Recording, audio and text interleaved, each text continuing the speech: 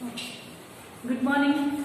Good morning, students. Here today we can learn about what are the importance of management. Management ಅನ್ನೋದು organisation ಗೆ ಯಾಕೆ ಬೇಕು ಅನ್ನೋದನ್ನ ಇವತ್ತಿನ ಕ್ಲಾಸ್ ಅಲ್ಲಿ ರೆಫರ್ ಮಾಡೋಣ. Before that we all learned so many things about management. What is meaning about and what are its definitions, scope, nature, levels of management and different approaches, different principles of management. ಇವೆಲ್ಲ ಅದನ್ನು ನಾವು refer ಮಾಡಿದ್ವಿ. ಇದ್ರ ಮೂಲಕ ನಮ್ಗೆ ಏನಿಸುತ್ತೆ, management ಒಂದು ಸಂಸ್ಥೆಗೆ ಬೇಕೇ ಬೇಕು ಅನ್ಸುತ್ತೆ. Before that management is nothing but getting the work from others. ಆರ್ಗನೈಸೇಷನ್ಗೆ ಪ್ರತಿಯೊಬ್ಬರ ಕಡೆಯಿಂದ ಕೆಲಸ ತಗೋಬೇಕು ಅಂದ್ರೆ ಒಂದು ಮ್ಯಾನೇಜ್ಮೆಂಟ್ ಬೇಕು. ಮ್ಯಾನೇಜ್ಮೆಂಟ್ ಅಂತಂದ್ರೆ it is one of the group of people. They are liable to work in the organisation to get the work from them ಅಂತ ಹೇಳ್ತೀವಿ. ಪ್ರತಿಯೊಬ್ಬ ಹ್ಯೂಮನ್ ರಿಸೋರ್ಸ್ ಕಡೆಯಿಂದ ಕೆಲಸ ತಗೊಂಡು ಅದ್ರ ಮೂಲಕ ಆರ್ಗನೈಸೇಷನ್ ಗೋಲ್ ಅನ್ನು ಅಚೀವ್ ಮಾಡಬೇಕು. So for that reason management ಬೇಕೇ ಬೇಕು ಅಂತ. ಅದೊಂದು ಪಾಯಿಂಟ್ ಆಫ್ ವ್ಯೂ ಅಲ್ಲಿ ನಾವು ಮ್ಯಾನೇಜ್ಮೆಂಟ್ ಬೇಕು ಅಂತ ಅನ್ನೋದಕ್ಕಿಂತ ಅದ್ರ ಜೊತೆ ಮತ್ತೆ ಯಾವ್ಯಾವ ಪಾಯಿಂಟ್ ಆಫ್ ವ್ಯೂ ಅಲ್ಲಿ ಮ್ಯಾನೇಜ್ಮೆಂಟ್ ಅನ್ನೋದು ತುಂಬಾ ನೀಡ್ ಇದೆ ಆರ್ಗನೈಸೇಷನ್ಗೆ ಅನ್ನೋದನ್ನ ಇವತ್ತಿನ ಕ್ಲಾಸ್ ಅಲ್ಲಿ ರೆಫರ್ ಮಾಡ್ತಾ ಹೋಗೋಣ. ಅಂದ್ರೆ first one, achieve group goal. So organisation ಇಲ್ಲಿ ಯಾವುದೇ ಒಂದು ಗೋಲ್ ಅನ್ನ ಅಚೀವ್ ಮಾಡಬೇಕು ಅಂದ್ರೆ there must to have management to that organization. For that reason they can develop various components, various activities through which they want to achieve the organizational goal ಅಂತ ಅಂತೀವಿ. ಯಾವುದೇ ಒಂದು ಇಲ್ಲಿ ಆಕ್ಚುಲಿ ಮ್ಯಾನೇಜ್ಮೆಂಟ್ ಅಂತಂದ್ರೆ ಆ ಟೋಟಲ್ ಆರ್ಗನೈಸೇಷನ್ ಪರವಾಗಿ ಬೇರೆ ಕಡೆಯಿಂದ ಕೆಲಸ ತಗೊಳ್ಳೋಂತ ಒಂದು ಆಕ್ಟಿವಿಟೀಸ್ ಅನ್ನ ಮಾಡುತ್ತೆ ಅಂತ ಹೇಳ್ತೀವಿ. ಹಾಗಾದ್ರೆ ಅದಕ್ಕೆ ಏನು ಉದ್ದೇಶ ಅಂದ್ರೆ ಒಂದು ಏನೋ ಒಂದು ಗೋಲ್ ಇರುತ್ತೆ, ಅದನ್ನ ಅಚೀವ್ ಮಾಡ್ಲಿಕ್ಕೋಸ್ಕರ ಅಲ್ಲಿ ಮ್ಯಾನೇಜ್ಮೆಂಟ್ ಗ್ಯಾದರ್ ಆಗಿರುತ್ತೆ, ಆರ್ಗನೈಸೇಷನ್ ವರ್ಕ್ ಮಾಡ್ತಾ ಇರುತ್ತೆ. ಹಾಗಿದ್ದಾಗ ಆರ್ಗನೈಸೇಷನ್ ಪರವಾಗಿ ಮ್ಯಾನೇಜ್ಮೆಂಟ್ ವರ್ಕ್ ಮಾಡ್ತಿದ್ರೆ ದೇರ್ ಮಸ್ಟ್ ಹ್ಯಾವ್ ಸಮ್ ಗೋಲ್. ಆ ಗೋಲ್ ಅನ್ನ ಅಚೀವ್ ಮಾಡಬೇಕು ಅಂತಂದ್ರೆ ಅಲ್ಲಿ ಮ್ಯಾನೇಜ್ಮೆಂಟ್ ಇರಲೇಬೇಕಾಗುತ್ತೆ. ಅದಕ್ಕೋಸ್ಕರ ಅವ್ರು ಮತ್ತೆ ವೇರಿಯಸ್ ಮ್ಯಾನೇಜ್ಮೆಂಟ್ ಫಂಕ್ಷನ್ಸ್ ನ ಡೆವಲಪ್ ಮಾಡ್ಕೋತಾರೆ, ಅದರ ಆಕ್ಟಿವಿಟೀಸ್ ನ ಡೆವಲಪ್ ಮಾಡ್ತಾರೆ, ಪ್ಲಾನ್ ಡಿಸಿಷನ್ ಮೇಕಿಂಗ್ ಎಲ್ಲ ಮಾಡ್ಕೊಂಡು ಅದ್ರ ಮೂಲಕ ಆರ್ಗನೈಸೇಷನ್ ಗೋಲ್ ಅನ್ನ ಅಚೀವ್ ಮಾಡಬೇಕು ಅಂತಂದ್ರೆ ದೇರ್ ಮಸ್ಟ್ ಮ್ಯಾನೇಜ್ಮೆಂಟ್ ಅಂತ ಹೇಳ್ತೀವಿ. Next optimum utilisation of resources ಅಂತ ಹೇಳ್ತೀವಿ.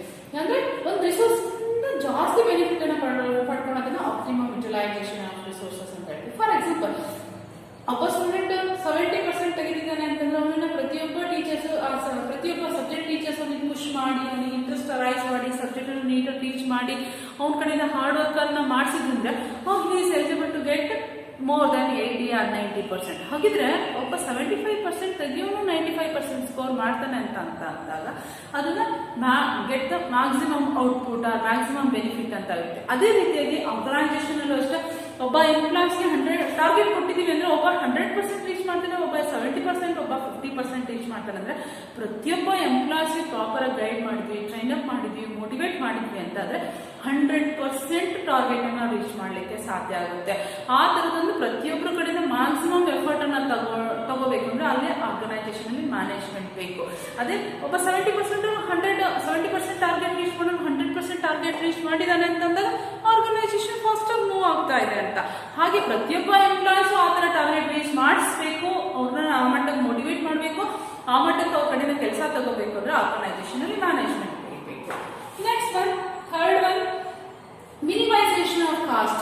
ಯಾವಾಗ ಆರ್ಗನೈಸೇಷನ್ ಅಲ್ಲಿ ಗೋಲ್ ಅಚೀವ್ ಆಗಬೇಕು ಅಂಡ್ ದೆನ್ ಆಪ್ಟಿಮಮ್ ಯುಟಿಲೈಸ್ ಆಗಬೇಕು, ಪ್ರಾಫಿಟ್ ಅನ್ನ ಮ್ಯಾಕ್ಸಿಮೈಸ್ ಮಾಡಬೇಕು ಅಂದ್ರೆ first organisation must concentrate on minimisation of cost ಅಂತ ಅಂತೀವಿ. ಅಲ್ಲಿ ಏನ್ ಕಾಸ್ಟ್ ಇರುತ್ತೆ, ಮ್ಯಾನುಫ್ಯಾಕ್ಚರಿಂಗ್ ಕಾಸ್ಟ್, ಅದನ್ನ ಆದಷ್ಟು ಕಡಿಮೆ ಮಾಡಬೇಕು ಅಂತ ಅಂದ್ರೆ ಆರ್ಗನೈಸೇಷನ್ ಅಲ್ಲಿ ಮ್ಯಾನೇಜ್ಮೆಂಟ್ ಇರಬೇಕು. ಮ್ಯಾನೇಜ್ಮೆಂಟ್ ಇದ್ದಾಗ ಏನು ಮಾಡ್ತಾರೆ, ಎಫಿಷಿಯಂಟ್ ಎಂಪ್ಲಾಯ್ಸ್ ಅನ್ನ ಹೈರ್ ಮಾಡ್ತಾರೆ ಅಂಡ್ ದೆನ್ ಆ ಎಂಪ್ಲಾಯ್ಸ್ಗೆ ಪ್ರಾಪರ್ ಹ್ಯಾಂಡ್ಲಿಂಗ್ ಆಫ್ ಮಿಷನ್ ಬಗ್ಗೆ ಟ್ರೈನ್ ಅಪ್ ಮಾಡ್ತಾರೆ, ಮತ್ತೆ ಅವರಿಗೆ ಟೆಕ್ನಿಕ್ ಅನ್ನ ಹೇಳ್ಕೊಡ್ತಾರೆ. ಪ್ರೊಡಕ್ಷನ್ ಅಂಡ್ ಟೆಕ್ನಿಕ್ಸ್ ಇರ್ಬೋದು, ಅದರ ಟೆಕ್ನಿಕ್ಸ್ ಇರ್ಬೋದು. ಅದ್ರ ಮೂಲಕ ಪ್ರತಿಯೊಂದು ಕಾಸ್ಟ್, ಯಾವುದೇ ಒಂದು ಮೆಟೀರಿಯಲ್ಸ್ ಅನ್ನ ವೇಸ್ಟೇಜ್ ಮಾಡೋದನ್ನ ಕಡಿಮೆ ಮಾಡೋದನ್ನ ಹೇಳ್ಕೊಟ್ಟು ಅಂಡ್ ದೆನ್ ಟೈಮ್ ವೇಸ್ಟೇಜ್ ಅನ್ನ ಕಡಿಮೆ ಮಾಡಲಿಕ್ಕೆ ಅವರಿಗೆ ಪ್ರಾಪರ್ ಗೈಡೆನ್ಸ್ ಅನ್ನ ಕೊಟ್ವಿ ಅಂದ್ರೆ ಆಟೋಮೆಟಿಕಲಿ ಮ್ಯಾನುಫ್ಯಾಕ್ಚರಿಂಗ್ ಕಾಸ್ಟ್ ಕಡಿಮೆ ಆಗುತ್ತೆ. ಆ ಮ್ಯಾನುಫ್ಯಾಕ್ಚರಿಂಗ್ ಕಾಸ್ಟ್ ಕಡಿಮೆ ಆಯ್ತು ಅಂದ್ರೆ ಪ್ರೈಸ್ ಆಫ್ ದ ಪ್ರಾಡಕ್ಟ್ ಕಡಿಮೆ ಆಗುತ್ತೆ. ಪ್ರೈಸ್ ಆಫ್ ದ ಪ್ರಾಡಕ್ಟ್ ಕಡಿಮೆ ಆಯ್ತು ಅಂತಂದ್ರೆ ಡಿಮ್ಯಾಂಡ್, ಕಸ್ಟಮರ್ಸ್ ಜಾಸ್ತಿ ಪರ್ಚೇಸ್ ಮಾಡ್ತಾರೆ, ಅವಾಗ ಡಿಮ್ಯಾಂಡ್ ಕ್ರಿಯೇಟ್ ಆಗುತ್ತೆ. ಆಟೋಮೆಟಿಕಲಿ ಅದ್ರ ಮೂಲಕ ಮತ್ತೆ ಮ್ಯಾನುಫ್ಯಾಕ್ಚರಿಂಗ್ ಪ್ರೊಡಕ್ಷನ್ ಜಾಸ್ತಿ ಆಗುತ್ತೆ. So for that reason management want to concentrate on minimisation of cost. ಈ ಕಾಸ್ಟ್ ಅನ್ನು ಮಿನಿಮೈಸ್ ಮಾಡೋದ್ರಿಂದ ಇಷ್ಟು ಬೆನಿಫಿಟ್ ಇದೆ ಅಂತಂದ್ರೆ ಫಸ್ಟ್ ಮ್ಯಾನೇಜ್ಮೆಂಟ್ ಯಾವತ್ತೂ ಪ್ರೊಡಕ್ಷನಲ್ ಕಾಸ್ಟ್ ಕಡಿಮೆ ಆಗ್ಲಿಕ್ಕೆ ಕಾನ್ಸಂಟ್ರೇಟ್ ಮಾಡುತ್ತೆ. ಆ ಪ್ರೊಡಕ್ಷನಲ್ ಕಾಸ್ಟ್ ಕಡಿಮೆ ಆಗಬೇಕು ಅಂತಂದ್ರೆ ಆರ್ಗನೈಸೇಷನ್ ಅಲ್ಲಿ ಮ್ಯಾನೇಜ್ಮೆಂಟ್ ಇರಬೇಕು. ನೆಕ್ಸ್ಟ್ ಪ್ರಾಫಿಟ್ ಮ್ಯಾಕ್ಸಿಮೈಸೇಷನ್ ಅಂತ ಅಂತೀವಿ. ಆರ್ಗನೈಸೇಷನ್ ಅಲ್ಲಿ ಪ್ರಾಫಿಟ್, ಯಾವುದೇ ಒಂದು ಆರ್ಗನೈಸೇಷನ್ ಮೇನ್ ಗೋಲ್ ಏನಿರುತ್ತೆ ಪ್ರಾಫಿಟ್ ಅನ್ನ ಮ್ಯಾಕ್ಸಿಮೈಸ್ ಮಾಡಬೇಕು. ಅಂದ್ರೆ ದಟ್ ಮೀನ್ಸ್ ಹೆಚ್ಚು ಲಾಭ ಗಳಿಸಬೇಕು. ಹೆಚ್ಚು ಲಾಭ ಗಳಿಸಬೇಕು ಅಂತಂದ್ರೆ ಏನ್ ಮಾಡಬೇಕು, ಫಸ್ಟ್ ಕಾಸ್ಟ್ ಅನ್ನ ಮಿನಿಮೈಸ್ ಮಾಡಬೇಕು. ಕಾಸ್ಟ್ ಮಿನಿಮೈಸ್ ಮಾಡಬೇಕು ಅಂತಂದ್ರೆ ಆ ಪ್ರೊಡಕ್ಷನ್ ಅಲ್ಲಿ ಆಕ್ಟಿವಿಟೀಸ್ ಮಾಡಬೇಕು, ಅದರಲ್ಲಿ ಅವರಿಗೆ ಟ್ರೈನ್ ಅಪ್ ಮಾಡಬೇಕು. ಟ್ರೈನ್ ಅಪ್ ಮಾಡಿದ್ರೆ ಅವ್ರು ನಾಲೆಡ್ಜ್ ಬೇಸ್ಡ್ ಆಗಿ ಇಟ್ಕೊಂಡು ವರ್ಕ್ ಮಾಡ್ತಾ ಅಲ್ಲಿ ವೇಸ್ಟೇಜ್ ಅನ್ನ ಕಡಿಮೆ ಮಾಡ್ಕೊತಾರೆ. ರಾ ಮೆಟೀರಿಯಲ್ ಯೂಸೇಜ್ ಅಲ್ಲಿ ಇರ್ಬೋದು, ಅಂದ್ರೆ ಅದರ ಯಾವುದೇ ಒಂದು ಇದರಲ್ಲಿ ವೇಸ್ಟೇಜ್ ಕಡಿಮೆ ಮಾಡ್ಕೊತಾರೆ. ಅದ್ರ ಜೊತೆಗೆ ಮ್ಯಾನುಫ್ಯಾಕ್ಚರ್ ಮಾಡಬೇಕಾದ್ರೆ ಯೂಸ್ ಮಾಡ್ಕೊಳ್ಳೋ ಒಂದು ಟೈಮಲ್ಲಿ ವೇಸ್ಟೇಜ್ ಅನ್ನ ಕಡಿಮೆ ಮಾಡ್ಕೋತಾರೆ, ಅಲಿಯೋದು ಕಡಿಮೆ ಮಾಡ್ಕೋತಾರೆ. ಪ್ರತಿಯೊಂದು ಹೋಲ್ ಟೈಮ್ ಅನ್ನ ಪ್ರೊಡಕ್ಷನಲ್ ಆಕ್ಟಿವಿಟೀಸ್ಗೆ ಕಾನ್ಸಂಟ್ರೇಟ್ ಮಾಡೋದ್ರಿಂದ ಏನಾಗುತ್ತೆ ಅಂತ ಅಂದ್ರೆ ಅವರಲ್ಲಿ ಫಸ್ಟ್ ಮ್ಯಾನುಫ್ಯಾಕ್ಚರಿಂಗ್ ಕಾಸ್ಟ್ ಕಡಿಮೆ ಆಗುತ್ತೆ, ಅದ್ರ ಮೂಲಕ ಸೇಲ್ಸ್ ಜಾಸ್ತಿ ಆಗುತ್ತೆ. ಸೇಲ್ಸ್ ಜಾಸ್ತಿ ಆಯ್ತಂದ್ರೆ ಡಿಮ್ಯಾಂಡ್ ಕ್ರಿಯೇಟ್ ಆಗುತ್ತೆ, ಅದ್ರ ಮೂಲಕ ಪ್ರೊಡಕ್ಷನ್ ಜಾಸ್ತಿ ಆಗುತ್ತೆ. ಯಾವಾಗ ಪ್ರೊಡಕ್ಷನ್ ಜಾಸ್ತಿ ಆಯ್ತು MRP ಕಡಿಮೆ ಆಗುತ್ತೆ, ಅಗೈನ್ MRP ಕಡಿಮೆ ಆಯ್ತು ಅಂದ್ರೆ ಡಿಮ್ಯಾಂಡ್ ಕ್ರಿಯೇಟ್ ಆಗುತ್ತೆ. ಅದರಿಂದ ಆಟೋಮೆಟಿಕಲಿ ಆರ್ಗನೈಸೇಷನ್ ಪ್ರಾಫಿಟ್ ಮ್ಯಾಕ್ಸಿಮೈಸ್ ಅನ್ನ ಮಾಡ್ಕೋಬಹುದು. So at most main objectives of the organisation is nothing but the profit maximisation. ಆ ಒಂದು ಆಬ್ಜೆಕ್ಟಿವ್ಸ್ ನ ಫುಲ್ಫಿಲ್ ಮಾಡಬೇಕು ಅಂದ್ರೆ ಆರ್ಗನೈಸೇಷನ್ ಅಲ್ಲಿ ಮ್ಯಾನೇಜ್ಮೆಂಟ್ ಇರಬೇಕು ಅಂತ ಹೇಳ್ತೀವಿ. Next one, for smooth running of business. ಯಾವಾಗ ಒಂದು ಬಿಸ್ನೆಸ್ ಸ್ಮೂತ್ ಆಗಿ ರನ್ ಆಗುತ್ತೆ ಅಂತಂದ್ರೆ ಆರ್ಗನೈಸೇಷನ್ ಅಲ್ಲಿ ಕೋಆರ್ಡಿನೇಟಿಂಗ್ ಆಕ್ಟಿವಿಟೀಸ್ ಚೆನ್ನಾಗಿ ನಡ್ಕೊಂಡು ಹೋಗೋದು. ಯಾವಾಗ ಕೋಆರ್ಡಿನೇಷನ್ ನಡೆಯುತ್ತೆ ಅಂತ ಕೋಆರ್ಡಿನೇಷನ್ ಇರುತ್ತೆ ಅಂದ್ರೆ ಮ್ಯಾನೇಜ್ಮೆಂಟ್ ಎಫಿಷಿಯಂಟ್ ಆಗಿದ್ದಾಗ, ಮ್ಯಾನೇಜ್ಮೆಂಟ್ ಪ್ರತಿಯೊಂದು ಹ್ಯೂಮನ್ ರಿಸೋರ್ಸ್ ನ ಕರೆಕ್ಟ್ ಆಗಿ ಹ್ಯಾಂಡಲ್ ಮಾಡ್ತಿದ್ದಾರೆ, ಪ್ರತಿಯೊಬ್ಬರ ಮಧ್ಯೆ ಯೂನಿಟಿನ ಕ್ರಿಯೇಟ್ ಮಾಡ್ತಿದ್ದಾರೆ, ಯೂನಿಫೈಯಿಂಗ್ ಆಕ್ಟಿವಿಟೀಸ್ ಅನ್ನ ಮಾಡ್ತಿದ್ದಾರೆ, ಪ್ರತಿಯೊಂದು ಹ್ಯೂಮನ್ ರಿಸೋರ್ಸ್ ನ ಹೇಗೆ ಮ್ಯಾನೇಜ್ ಮಾಡಬೇಕು ಅನ್ನೋದ್ರ ಬಗ್ಗೆ ಟ್ರೈನ್ ಅಪ್ ಮಾಡ್ತಿದ್ದಾರೆ. ಮತ್ತೆ ಪ್ರತಿಯೊಂದು ಸುಪೀರಿಯರ್ ಮತ್ತೆ ಸಬಾರ್ಡಿನೇಟ್ಸ್ ಮಧ್ಯೆ ಹೆಲ್ದಿ ರಿಲೇಶನ್ಶಿಪ್ ಅನ್ನ ಕ್ರಿಯೇಟ್ ಮಾಡ್ಲಿಕ್ಕೆ, ಅವ್ರ ಮಧ್ಯೆ ಒಳ್ಳೆ ಸಂಬಂಧಗಳನ್ನು ಕ್ರಿಯೇಟ್ ಮಾಡ್ಲಿಕ್ಕೆ ಬೇಕಾಗಿರುವಂತ ಎಲ್ಲ ಆಕ್ಟಿವಿಟೀಸ್ ಮಾಡ್ತಿದ್ದಾರೆ. ಮತ್ತೆ ಪ್ರತಿಯೊಬ್ಬ ಎಂಪ್ಲಾಯೀಸ್ ನ ಈಕ್ವಲ್ ಆಗಿ ಟ್ರೀಟ್ ಮಾಡ್ತಾ ಇದ್ದಾರೆ. ಮತ್ತೆ ಅಲ್ಲಿ ಯಾವುದೇ ರೀತಿಯ ಗ್ರೀವೆನ್ಸ್ಗಳು ಜಗಳಗಳು ಬಂತಂದ್ರೆ ಅದನ್ನ ಆ ಟೈಮಲ್ಲೇ ಬಗೆಹರಿಸ್ತಾ ಇದ್ದಾರೆ. ಅಂಡ್ ಸುಪೀರಿಯರ್ ಮತ್ತೆ ಸಬಾರ್ಡಿನೇಟ್ಸ್ ಮಧ್ಯೆ ಯಾವುದೇ ರೀತಿಯಾದ ಲೆವೆಲ್ಸ್ ಚೇಂಜಸ್ ಇಲ್ದಂಗೆ ಅವ್ರನ್ನ ಟ್ರೀಟ್ ಮಾಡ್ಕೊಂಡು ಅವರೆಲ್ಲರ ಮಧ್ಯೆ ಕೋಆರ್ಡಿನೇಷನ್ ಚೆನ್ನಾಗಿ ಮಾಡ್ಕೊಂತ ಹೋಗ್ತಿದ್ದಾರೆ ಅಂದಾಗ ಆರ್ಗನೈಸೇಷನ್ ಸ್ಮೂತ್ ಆಗಿ ರನ್ ಆಗ್ಲಿಕ್ಕೆ ಸಾಧ್ಯ. ಆರ್ಗನೈಸೇಷನ್ ಸ್ಮೂತ್ ಆಗಿ ರನ್ ಆಗ್ತಿದೆ ಅಂದ್ರೆ ಅದ್ರ ಲಾಂಗ್ ಟೈಮ್ ಅಲ್ಲಿ ಉಳಿಯುತ್ತೆ, ದೆನ್ ಪ್ರಾಫಿಟ್ ಆಗಿ ಅರ್ನ್ ಮಾಡ್ಲಿಕ್ಕೆ ಕಾನ್ಸಂಟ್ರೇಟ್ ಮಾಡುತ್ತೆ. ಅದರ್ವೈಸ್ ಸ್ಮೂತ್ ರನ್ ಆಗ್ತಿಲ್ಲ ಅಂತಂದ್ರೆ ಅಲ್ಲಿ ಜಗಳಗಳು ಬರುತ್ತೆ, ವೈಮನಸ್ಸುಗಳು ಬರುತ್ತೆ. ಅವಾಗ ಏನ್ ಮಾಡ್ತಾರೆ, ಪ್ರತಿಯೊಬ್ಬ ಮ್ಯಾನೇಜ್ಮೆಂಟ್ ಅವರು ಆ ಜಗಳಗಳನ್ನು ಬಗೆಹರಿಸಲಿಕ್ಕೆ ಕಾನ್ಸಂಟ್ರೇಟ್ ಮಾಡ್ಬೇಕು. ಅದು ಅವ್ರದ್ದು ಟೈಮ್ ಎನರ್ಜಿ ಎಲ್ಲ ಅದಕ್ಕೆ ವೇಸ್ಟ್ ಆಗ್ತಾ ಹೋಗುತ್ತೆ. ಅದು ಆಗ್ಬಾರ್ದು ಅಂತ ಅಂದ್ರೆ ಆರ್ಗನೈಸೇಷನ್ ಅಲ್ಲಿ ಪ್ರತಿಯೊಬ್ಬ ಎಂಪ್ಲಾಯೀಸ್ ಮಧ್ಯೆ ಕೋಆರ್ಡಿನೇಷನ್ ಅನ್ನ ಕ್ರಿಯೇಟ್ ಮಾಡಬೇಕು. ಅದಕ್ಕೋಸ್ಕರ ಪ್ರತಿಯೊಬ್ಬ ಎಂಪ್ಲಾಯೀಸ್ ಅನ್ನ ನೀಟಾಗಿ ನೋಡ್ಕೊಳ್ತಾ ಹೋಗ್ಬೇಕಾದ್ರೆ ಆ ತರ ಮಾಡ್ಬೇಕಂದ್ರೆ ಆರ್ಗನೈಸೇಷನ್ ಅಲ್ಲಿ ಮ್ಯಾನೇಜ್ಮೆಂಟ್ ಬೇಕು. Next point is next provides innovation. Innovation means creating something in new ideas, new generation of product or new service, providing new services to the customer. ಯಾವುದೇ ಒಂದು ಆರ್ಗನೈಸೇಷನ್ ಅಲ್ಲಿ ಒಂದು ಹೊಸ ಐಡಿಯಾ ಜನರೇಟ್ ಆಗಬೇಕು, ಅದ್ರ ಮೂಲಕ ಪ್ರೊಡಕ್ಷನಲ್ ಆಕ್ಟಿವಿಟೀಸ್ ನಡಿಬೇಕು. Then organisation working environment change ಆಗಬೇಕು, ಅದ್ರ ಮೂಲಕ ಆರ್ಗನೈಸೇಷನ್ ಅಲ್ಲಿ ಪ್ರೊಡಕ್ಟಿವ್ ಸಿಸ್ಟಮ್ ಚೇಂಜ್ ಆಗುತ್ತೆ. ದೆನ್ ವರ್ಕಿಂಗ್ ಎಂಥೂಸಿಯಾಸ್ಟಿಕ್ ಇರಬೇಕು ಅಂದ್ರೆ ಆರ್ಗನೈಸೇಷನ್ ಅಲ್ಲಿ ಮ್ಯಾನೇಜ್ಮೆಂಟ್ ಇರಬೇಕು. ಮತ್ತೆ ಬರೀ ಅದೇ ಪ್ರಾಡಕ್ಟ್ ನ ಕಸ್ಟಮರ್ಸ್ ಕೊಡ್ತಾ ಇದೀವಿ ಅಂದ್ರೆ they are frustrated to use that product. For that reason they want to give new product to the customers and they want to change some creative environment to their working atmosphere to their colleagues. So for that reason ಈ ತರದೊಂದು ಏನೋ ಹೊಸ ಬದಲಾವಣೆಗಳು ಬೇಕು ಅಂದ್ರೆ organisation ಅಲ್ಲಿ management ಇರಬೇಕು. ಅವರು ಯಾಕೆ ಈ ಬದಲಾವಣೆ ಮಾಡಬೇಕು, ಆ ಬದಲಾವಣೆ ಮಾಡೋದ್ರಿಂದ ಏನ್ ಬೆನಿಫಿಟ್ ಆಗುತ್ತೆ ಅದನ್ನ ಥಿಂಕ್ ಮಾಡ್ಬಿಟ್ಟು ಅದನ್ನ ಅಡಾಪ್ಟ್ ಮಾಡ್ಕೋತಾರೆ. ಅದ್ರ ಮೂಲಕ ಆರ್ಗನೈಸೇಷನ್ ಪ್ರಾಫಿಟಬಲ್ ಆಗಿ ರನ್ ಆಗಲಿಕ್ಕೆ ಸಾಧ್ಯ. ಫಾರ್ ದಟ್ ರೀಸನ್ ಆರ್ಗನೈಸೇಷನ್ ಅಲ್ಲಿ ಏನೇ ಚೇಂಜ್ ಆಗಬೇಕು, ಡೆವಲಪ್ ಆಗಬೇಕು ಅಂದ್ರೆ ಆರ್ಗನೈಸೇಷನ್ ಅಲ್ಲಿ ಮ್ಯಾನೇಜ್ಮೆಂಟ್ ಬೇಕು. Next one, then it provides innovation. Innovation means something new product ಇರ್ಬೋದು, ನ್ಯೂ ಸರ್ವಿಸಸ್ ಇರ್ಬೋದು, ನ್ಯೂ ಐಡಿಯಾಸ್ ಇರ್ಬೋದು. ಇದ್ರ ಮೂಲಕ ಹೊಸದನ್ನ ತಂದು ಕೊಡೋದ್ರಿಂದ ಆರ್ಗನೈಸೇಷನ್ ಚೆನ್ನಾಗಿ ಡೆವಲಪ್ ಆಗುತ್ತೆ. ಸೊ ಫಾರ್ ದಟ್ ರೀಸನ್ ಏನೇ ಇನೋವೇಷನ್ ಬೇಕು, ಏನೇ ಆರ್ಗನೈಸೇಷನ್ ಅಲ್ಲಿ ಚೇಂಜಸ್ ಮತ್ತೆ ಗ್ರೋತ್ ಆಗಬೇಕು ಅಂದ್ರೆ ಇವೆರಡಕ್ಕೂ ಆರ್ಗನೈಸೇಷನ್ ಅಲ್ಲಿ ಮ್ಯಾನೇಜ್ಮೆಂಟ್ ಬೇಕು. For innovation and change and growth we must have management in organization. Next one, for increase efficiency. Organisation ಅಲ್ಲಿ ಎಫಿಷಿಯನ್ಸಿ ಇನ್ಕ್ರೀಸ್ ಆಗಬೇಕು ಅಂತ ಅಂದ್ರೆ ಮ್ಯಾನೇಜ್ಮೆಂಟ್ ಬೇಕು. Efficiency means working knowledge of the employees ಅಲ್ಲಿ ವರ್ಕಿಂಗ್ ನಾಲೆಡ್ಜ್ ಜಾಸ್ತಿ ಆದಷ್ಟು ಅದ್ರ ಕೆಲಸ ಮಾಡೋದ್ರ ಬಗ್ಗೆ ನಾಲೆಡ್ಜ್ ಜಾಸ್ತಿ ಪಡ್ಕೊಂಡಷ್ಟು ಕೆಲಸ ಮಾಡೋದ್ರ ಬಗ್ಗೆ ಇಂಟ್ರೆಸ್ಟ್ ಬರುತ್ತೆ. ಅದ್ರ ಮೂಲಕ ಅವರ ಒಂದು ಟ್ಯಾಲೆಂಟ್ ಜಾಸ್ತಿ ಆಗ್ತಾ ಹೋಗುತ್ತೆ. ಅವಾಗ ಏನಾಗುತ್ತೆ, ವರ್ಕಿಂಗ್ ಎಫಿಷಿಯನ್ಸಿ ಜಾಸ್ತಿ ಆಯ್ತು ಅಂದ್ರೆ all employees are concentrate to doing their work only ಅಂತ ಹೇಳ್ತೀವಿ. ಅವ್ರು ಕೆಲಸಕ್ಕಷ್ಟೇ ಕಾನ್ಸಂಟ್ರೇಟ್ ಮಾಡ್ತಾರೆ. ಇವತ್ತು ಯಾರಿಗೂ ಒಂದು ಕೆಲಸ ಮಾಡ್ಲಿಕ್ಕೆ ಬರಲ್ಲ ಅಂದಾಗ ಅವ್ನು ಸುಮ್ಮನೆ ಅಲ್ಲಿ ಟೈಮ್ ವೇಸ್ಟ್ ಮಾಡ್ತಾನೆ. ಅದರಿಂದ ಅವ್ರಿಗೆ ಸುಮ್ಮನೆ ಎಕ್ಸ್ಟ್ರಾ ಸ್ಯಾಲ್ರಿ ಕೊಡ್ಬೇಕಾಗುತ್ತೆ, ಅದರಿಂದ ಅಟ್ಮಾಸ್ಫಿಯರ್ ಹಾಳಾಗುತ್ತೆ. ಅದೇ ಪ್ರತಿಯೊಬ್ಬ ಎಂಪ್ಲಾಯೀಸ್ಗೆ ಅವ್ರಿಗೆ ಕೆಲಸ ಮಾಡೋದ್ರ ಬಗ್ಗೆ ಪ್ರಾಪರ್ ಆಗಿ ಗೈಡ್ ಮಾಡ್ಬಿಟ್ವಿ ಅಂದ್ರೆ ಅವರಿಗೆ ಕೆಲಸ ಮಾಡ್ಲಿಕ್ಕೆ ಇಂಟ್ರೆಸ್ಟ್ ಬರುತ್ತೆ. ಈ ರೀತಿಯಾಗಿ ಆರ್ಗನೈಸೇಷನ್ ಅಲ್ಲಿ ಯಾವುದೇ ರೀತಿ ಪ್ರತಿಯೊಬ್ಬ ಎಂಪ್ಲಾಯೀಸ್ ಅಲ್ಲಿ ಎಫಿಷಿಯನ್ಸಿ ಕ್ರಿಯೇಟ್ ಮಾಡಬೇಕು ಅಂದ್ರೆ ಆರ್ಗನೈಸೇಷನ್ ಅಲ್ಲಿ ಮ್ಯಾನೇಜ್ಮೆಂಟ್ ಬೇಕು ಅಂತ ಹೇಳ್ತೀವಿ. Next one, for achieving personal goal. Here personal goal means employees career goal ಅಂತ ಹೇಳ್ತೀವಿ. ಇಲ್ಲಿ ಪ್ರತಿಯೊಬ್ಬ ಎಂಪ್ಲಾಯೀಸ್ಗೆ ಅವ್ರ ಕರಿಯರ್ ಬಗ್ಗೆ ಡ್ರೀಮ್ಸ್ ಅನ್ನ ಕೊಡೋದು. ದಟ್ ಮೀನ್ಸ್ ನೀನು ಚೆನ್ನಾಗಿ ಕೆಲಸ ಮಾಡಿದ್ರೆ ಈ ಪ್ಲೇಸ್ ಪ್ರಮೋಟ್ ಆಗೋಗ್ತೀಯ ಅಂತ ಹೇಳೋದು.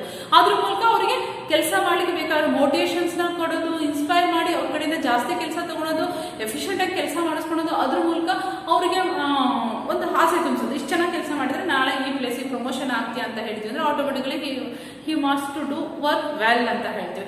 ಅದ್ರ ಮೂಲಕ ಕೆಲಸ ಚೆನ್ನಾಗಿ ಮಾಡ್ಕೊಂತ ಹೋಗ್ತಾನೆ. ಅದ್ರ ಮೂಲಕ ಒಳ್ಳೊಳ್ಳೆ ಪ್ರಮೋಷನಲ್ ಅಪಾರ್ಚುನಿಟಿನ ಪಡ್ಕೊಂತ ಹೋಗ್ತಾರೆ. ಈ ತರದೊಂದು ಪ್ರತಿಯೊಬ್ಬ ಎಂಪ್ಲಾಯೀಸ್ಗೆ ಅವರ ಮುಂದಿನ ಪ್ಲೇಸಸ್ಗೆ ಪ್ರಮೋಟ್ ಆಗ್ಲಿಕ್ಕೆ ಬೇಕಾಗಿರೋ ಡ್ರೀಮ್ಸ್ ಅನ್ನ ಕೊಟ್ಟು ಅದನ್ನ ಅಚೀವ್ ಮಾಡ್ಲಿಕ್ಕೆ ಬೇಕಾಗಿರೋ ಒಂದು ಸ್ಟೆಪ್ಸ್ ಅನ್ನ ಹೇಳ್ಕೊಡ್ಬೇಕು ಅಂದ್ರೆ ಆರ್ಗನೈಸೇಷನ್ ಅಲ್ಲಿ ಮ್ಯಾನೇಜ್ಮೆಂಟ್ ಬೇಕು. ಅದ್ರ ಮೂಲಕ ಪ್ರತಿಯೊಬ್ಬ ಎಂಪ್ಲಾಯೀಸ್ ಅವ್ರವರ ಪ್ಲೇಸ್ ಅಲ್ಲಿ ಡೆವಲಪ್ ಆಗ್ಲಿಕ್ಕೆ ಸಾಧ್ಯ. ಆ ತರ ಆಗ್ಬೇಕು ಅಂದ್ರೆ ಆರ್ಗನೈಸೇಷನ್ ಅಲ್ಲಿ ಮ್ಯಾನೇಜ್ಮೆಂಟ್ ಬೇಕು ಅಂತ ಹೇಳ್ತೀವಿ. Next one, it is a solution to a complex problem. Yes, exactly. Nowadays business running in a very competitive world ಅಂತ ಹೇಳ್ತೀವಿ. ಈ ಕಾಂಪಿಟಿವ್ ವರ್ಲ್ಡ್ ಅಲ್ಲಿ ಪ್ರತಿಯೊಂದು ಬಿಸ್ನೆಸ್ ರನ್ ಆಗ್ತಾ ಇದೆ ಅಂದ್ರೆ ಪ್ರತಿಯೊಂದು ಕ್ಷಣ ಚೇಂಜ್ ಆಗ್ತಾ ಇರುತ್ತೆ. It is due to from environment, any environment, external or internal. External ಬಂದ್ಮೇಲೆ ಅಂದ್ರೆ government rules and regulation change ಆಗ್ಬೋದು, customer demands and moods change ಆಗ್ಬೋದು, ದೆನ್ ಸಪ್ಲೈಯರ್ಸ್ ಚೇಂಜ್ ಆಗ್ಬೋದು, then price of the product change ಆಗ್ಬೋದು, demand change ಆಗ್ಬೋದು, and then needs customers ಅಲ್ಲಿ demands ಇಲ್ದಂಗೆ ಆಗ್ಬೋದು. ಈ ತರದೊಂದು ಏನೇ ಚೇಂಜಸ್ ಆಯ್ತು ಅಂತ ಅಂದ್ರೆ ಅದು ಮೇನ್ ಇಂಪ್ಯಾಕ್ಟ್ ಆಗುತ್ತೆ ಬಿಸ್ನೆಸ್ಗೆ. ಅದರದ್ದು ಏನೇ ಸಮಸ್ಯೆಗಳು ಬಂದಾಗ ಆರ್ಗನೈಸೇಷನ್ ಆ ಸಮಸ್ಯೆಗಳನ್ನ ಬಗೆಹರಿಸ್ಕೊಂಡು ಅದ್ರ ಮೂಲಕ ಆರ್ಗನೈಸೇಷನ್ ಸಾಫ್ಟ್ ಆಗಿ ರನ್ ಆಗಿ ಅದ್ರ ಮೂಲಕ ಆರ್ಗನೈಸೇಷನ್ ಗೋಲ್ ಅಚೀವ್ ಆಗಬೇಕು ಅಂತಂದ್ರೆ there must have management in the organisation ಅಂತ ಹೇಳ್ತೀವಿ. ಇದ್ರ ಮೂಲಕ ಆರ್ಗನೈಸೇಷನ್ ಅಲ್ಲಿ ಏನೇ ಸಮಸ್ಯೆಗಳು ಬಂದ್ರೆ ಆ ಸಮಸ್ಯೆ ಯಾಕೆ ಬಂದು ಅದನ್ನ ನೀಟಾಗಿ ಅನಲೈಸ್ ಮಾಡ್ಕೊಂಡು ಆ ಸಮಸ್ಯೆ ಬಂದ್ಲಿಕ್ಕೆ ಏನ್ ಮೇನ್ ರೀಸನ್, ಹಾಗಾದ್ರೆ ಅದನ್ನ ಯಾವ ತರ ಸಾಲ್ವ್ ಮಾಡಬೇಕು, ಸಾಲ್ವ್ ಮಾಡ್ಲಿಕ್ಕೆ ಬೇಕಾದ್ರೆ ಆಲ್ಟರ್ನೇಟಿವ್ಸ್ ಯಾವುದು, ಅದಕ್ಕೆ ಮತ್ತೆ ರಿಸೋರ್ಸ್ ಗಳನ್ನ ಎಲ್ಲಿಂದ ಕಲೆಕ್ಟ್ ಮಾಡಬೇಕು, ಅದ್ರ ಮೂಲಕ ಮತ್ತೆ ಪ್ರೊಡಕ್ಷನ್ ಯಾವ ತರ ತಗೋಬೇಕು, ಅದ್ರ ಮೂಲಕ ಕಸ್ಟಮರ್ಸ್ ನ ಯಾವ ತರ ಅಟ್ರಾಕ್ಟ್ ಮಾಡಬೇಕು, ಅದ್ರ ಎಲ್ಲಾದ್ರ ಮೂಲಕ ಮತ್ತೆ ಬಂದಿರೋ ಪ್ರಾಬ್ಲಮ್ ನ ಈ ತರ ಬಗೆಹರಿಸ್ಕೋಬಹುದು ಅನ್ನೋ ಒಂದು ಸೊಲ್ಯೂಷನ್ ಹುಡುಕ್ಬೇಕು ಅಂದ್ರೆ ಆರ್ಗನೈಸೇಷನ್ ಅಲ್ಲಿ ಮ್ಯಾನೇಜ್ಮೆಂಟ್ ಬೇಕು. ಸೊ ಆಲ್ ದೀಸ್ ರೀಸನ್ ಇಂದ ನಾವು ಆರ್ಗನೈಸೇಷನ್ ಅಲ್ಲಿ ಮ್ಯಾನೇಜ್ಮೆಂಟ್ ಬೇಕು ಅಂತ ಹೇಳ್ತೀವಿ. ಹಾಗಿದ್ದಾಗ ಆರ್ಗನೈಸೇಷನ್ ಅಲ್ಲಿ ಇಷ್ಟು ಕಾನ್ಸೆಪ್ಟ್ ಅಲ್ಲಿ ಮ್ಯಾನೇಜ್ಮೆಂಟ್ ಬೇಕು ಅಂತಂದ್ರೆ ಮ್ಯಾನೇಜ್ಮೆಂಟ್ ಎಷ್ಟು ಇಂಪಾರ್ಟೆಂಟ್ ಅಂತ ಗೊತ್ತಾಗುತ್ತೆ. ವಿತೌಟ್ ಮ್ಯಾನೇಜ್ಮೆಂಟ್ ಏನೇ ಆರ್ಗನೈಸೇಷನ್ ರನ್ ಆಗ್ಲಿಕ್ಕೆ ಸಾಧ್ಯನೇ ಇಲ್ಲ ಅಂತ ಅಂತೀವಿ. ಸೊ ಇವತ್ತಿನ ಟಾಪಿಕ್ ಅಲ್ಲಿ ಮ್ಯಾನೇಜ್ಮೆಂಟ್ ಇಂಪಾರ್ಟೆನ್ಸ್ ಅಂತ ಹೇಳಿದ್ದಾದ್ಮೇಲೆ ನಿಮ್ಗೆ ಈಗ ಗೊತ್ತಾಗ್ತಾ ಇದೆ ಒಂದು ಏನಂತಂದ್ರೆ ಆರ್ಗನೈಸೇಷನ್ ಅಲ್ಲಿ ನಿಮ್ಗೆ first PPM principles and practice of management ಅಲ್ಲಿ ಪ್ರತಿಯೊಂದು ಸಿಲೆಬಸ್ ಕಂಪ್ಲೀಟ್ ಆಗಿದೆ ಅಂತ ಹೇಳ್ತೀನಿ. ಫಸ್ಟ್ ಚಾಪ್ಟರ್ ಅಲ್ಲಿ ಬಂದ್ಬಿಟ್ಟು ನಿಮ್ಗೆ ನೋಡಿ ಏನಂತ ಇದೆ ಅಂತಂದ್ರೆ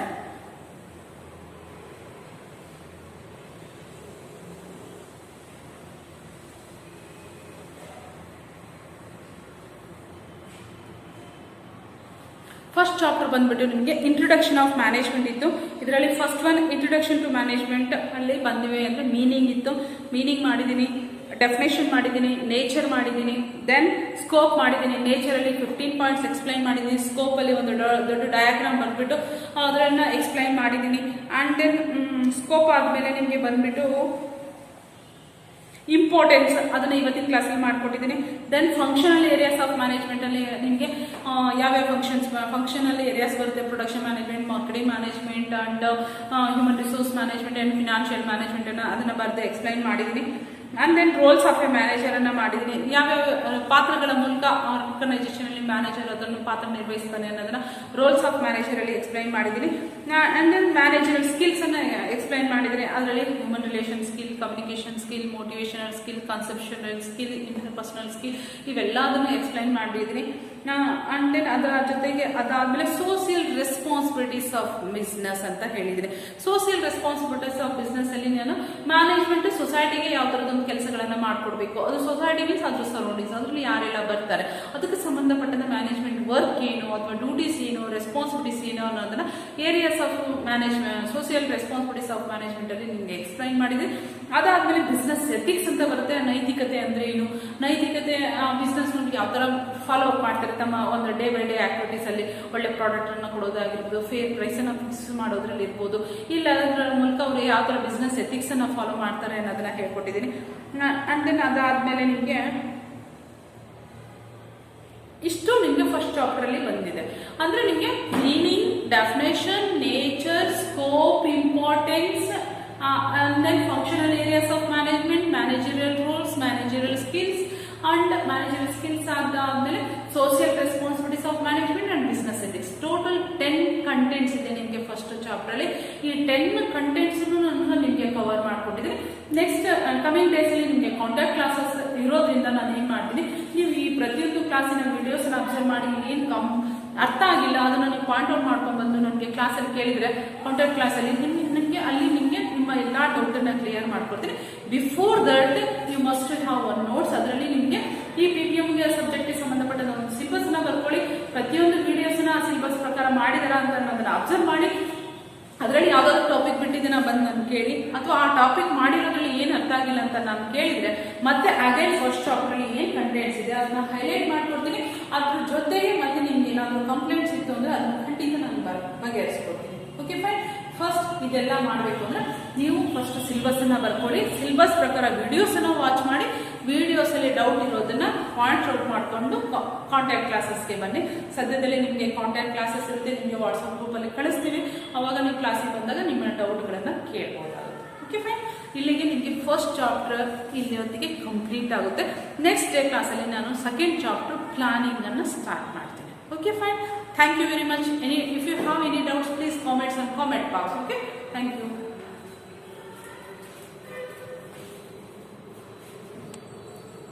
Only 16 minutes.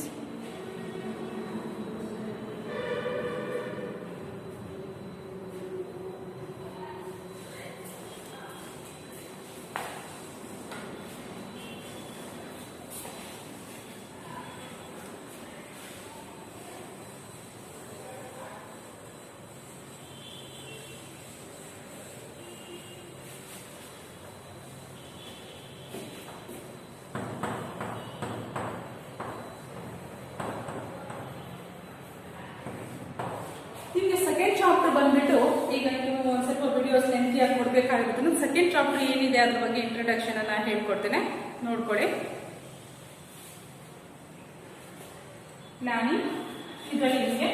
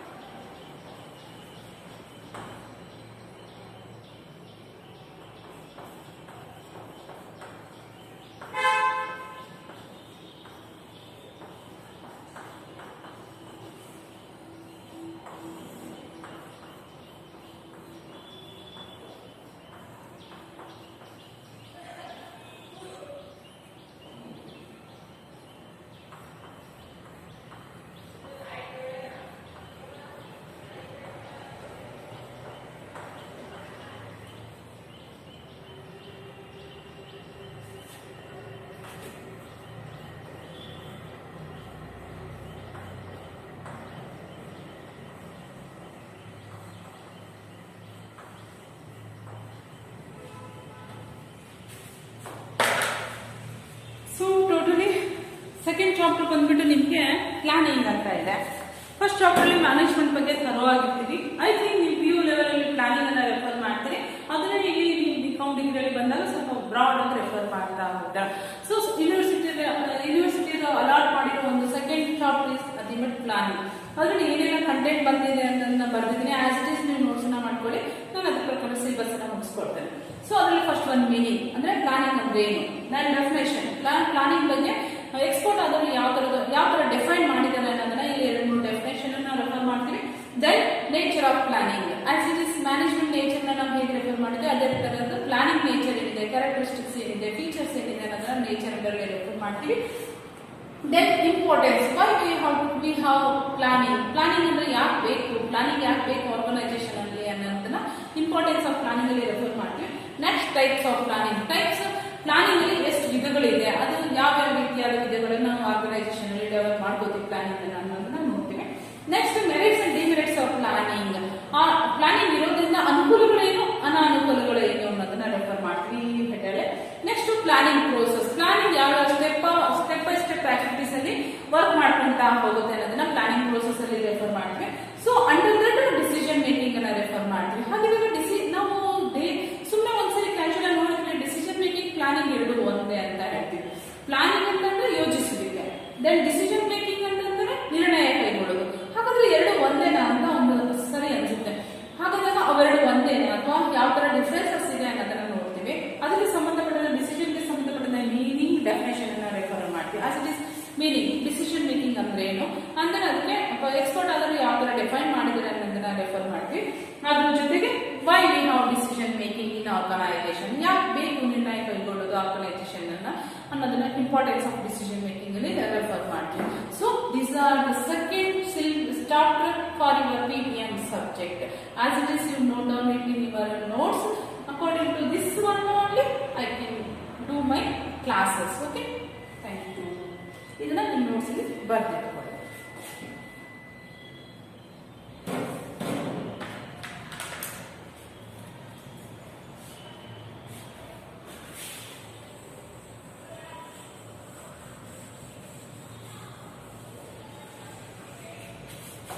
ಹಾಗಿದ್ದಾಗ ಈಗ ಸುಮ್ಮನೆ ಜಸ್ಟ್ ಸಿಂಪಲ್ ಆಗಿ ರೆಫರ್ ಮಾಡೋಣ. ಮೀನಿಂಗ್ ಯೋಜನೆ ಮಾಡೋದಂದ್ರೆ ಏನು ಅನ್ನೋದನ್ನ ರೆಫರ್ ಮಾಡೋಣ. ಯೋಜನೆ ಅಂತಂದ್ರೆ ಪ್ಲಾನಿಂಗ್ ಅಂತಂದ್ರೆ ನಾವು ತುಂಬಾ ಲಿಟಲ್ ಮನೆಗೆ ಪ್ಲಾನ್ ಮಾಡ್ತೀನಪ್ಪ, ನಾಳೆ ಎಲ್ಲಿ ಹೋಗ್ಬೇಕು ಅಂತ ಪ್ಲಾನ್ ಮಾಡ್ತೀವಿ. ಹಾಗಾದ್ರೆ ಎಲ್ಲಿ ಹೋಗೋದಂದ್ರೆ ಎಲ್ಲಿ ಹೋಗ್ಬೇಕು, ಹೇಗೆ ಹೋಗ್ಬೇಕು, ಏನ್ ತಗೊಂಡು ಹೋಗ್ಬೇಕು ಅಂತ ಅನ್ನೋದನ್ನ ನಾನು ಪ್ಲಾನ್ ಮಾಡ್ತೀನಿ ಅಂತ ಹೇಳ್ತಾರಲ್ಲ.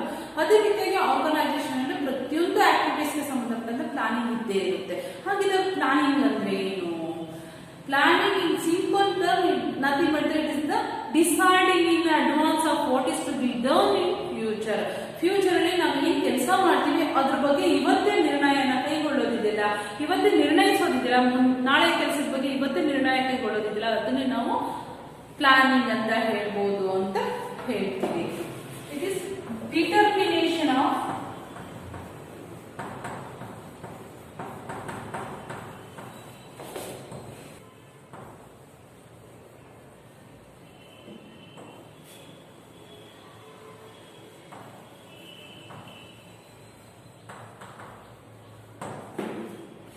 ಸೊ ಫ್ಯೂಚರ್ ಕೋರ್ಸ್ ಅಲ್ಲಿ ಫ್ಯೂಚರ್ ಅಲ್ಲಿ ಏನೆಲ್ಲ ಕೆಲಸ ಮಾಡಬೇಕು ಅನ್ನೋದನ್ನ ಇವತ್ತೇ ಡಿಟರ್ಮೈನ್ ಮಾಡೋದನ್ನ ನಾವು ಪ್ಲಾನಿಂಗ್ ಅಂತ ಹೇಳ್ತೀವಿ. ಮತ್ತೆ ಅದಕ್ಕೂ ಇನ್ನೂ ಸಿಂಪಲ್ ಆಗಿ it is A blue print of